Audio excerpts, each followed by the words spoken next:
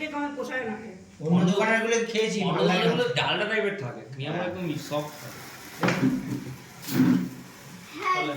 birthday to you, happy birthday to you, happy birthday ডিওরিকা